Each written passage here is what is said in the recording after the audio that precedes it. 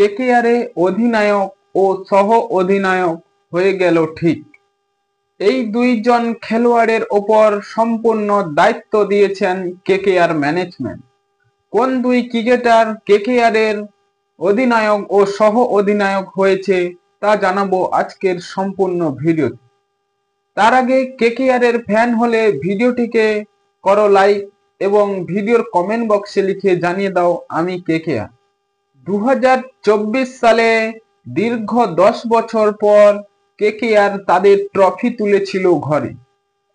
সেই শ্রেয়াস আইয়ারের হাত ধরে তারা শিরোপা জয় করেছিল 2024 সালে। কিন্তু 2025 সালে সেই শ্রেয়াস আইয়ারকে দলে নেয়নি। এবং কে করবে কেকেআরের নতুন অধিনায়ক এবং টিম পরিচালনা। এবং কেকেআর সেই শ্রেয়াস আইয়ারের হাত ধরে তৃতীয়বার অর্থাৎ হ্যাটট্রিক করেছিল ট্রফি জয়ে। আসন্ন আইপিএলে অধিনায়কের নাম প্রকাশ করে দিয়েছে রয়্যাল চ্যালেঞ্জার্স বেঙ্গালুরু। তাদের রজত পাটিদারকে নতুন অধিনায়ক করেছে আরসিবি এবং দিল্লি ক্যাপিটালস ও কেকেআর তাদের অধিনায়কের নাম এখনো প্রকাশ করেনি। কিন্তু এবার কেকেআরের দুটি নাম প্রকাশ্য সামনে এসেছে।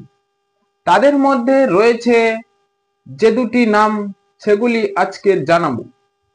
2018 সাল থেকে কেকেআরে খেলছে সেই রিঙ্কু সিং এবং কেকেআর অনেকটাই আত্মবিশ্বাসী যে রিঙ্কু সিং এবার নতুন অধিনায়ক পথে বসতে চলেছে এবং শাহরুখ খানের দল এবার রিঙ্কু সিংকে অধিনায়ক দিতে চলেছে।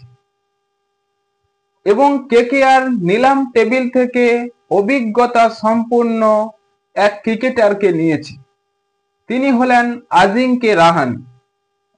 তিনি হয়তো কেকেআরে এবার সহ অধিনায়কের দায়িত্ব পেতে চলেছে।